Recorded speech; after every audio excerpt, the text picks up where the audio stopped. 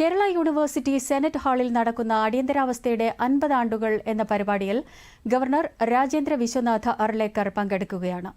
പത്മനാഭ സേവാ സമിതിയാണ് പരിപാടി സംഘടിപ്പിച്ചിരിക്കുന്നത്.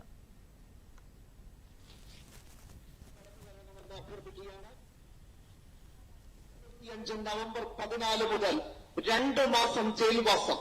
സെക്രട്ടേറിയറ്റിന് മുന്നിൽ ഭാരതമാതാവ് വിജയിക്കട്ടെ എന്ന് അതിശക്തമായ ഉച്ചത്തിൽ ഉദ്ഘോഷിച്ച, സമരം ചെയ്ത് അറസ്റ്റ് വരിച്ച ശ്രീ സദാശിവൻ നായർ,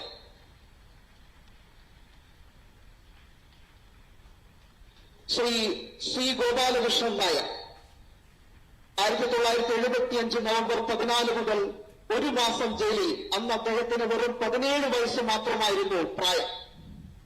തിരുവനന്തപുരം പാലക്കുളങ്ങര സ്വദേശിയാണ്. അടുത്തത് ശ്രീ ജി രാധാകൃഷ്ണൻ, കൊല്ലം വിളക്കുടി സ്വദേശി. രാഷ്ട്രീയ സ്വയംസേവക സംഘത്തിന്റെ നിർദ്ദേശമനുസരിച്ച് തിരുവനന്തപുരത്തെത്തി സമരത്തിന് നേതൃത്വം നൽകി. 3 മാസം ഇന്ദിരയുടെ ഭരണകൂടം അദ്ദേഹത്തെ കൽത്തുറുങ്കിലിട്ടു. ശ്രീ ഡോക്ടർ മധുസൂദനൻ പിള്ള 1975 നവംബർ 20 ജയിലിലായി. 20 ദിവസം അദ്ദേഹം ജയിൽവാസം അനുഷ്ഠിച്ചു.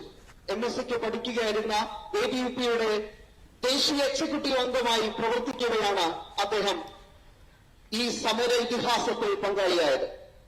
അടുത്തത് ശ്രീ ബി മോഹൻകുമാർ, കണ്ണമ്പള്ളി വെള്ളനാട് സ്വദേശി.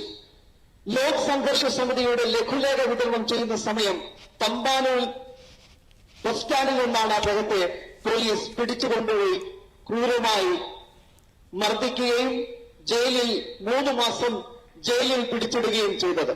ശ്രീ ബി മോഹൻകുമാർ. അടുത്തത് ശ്രീ ജി ക്രിസ്തുദാസ്, വഴിയില തിരുവനന്തപുരം സ്വദേശിയാണ്.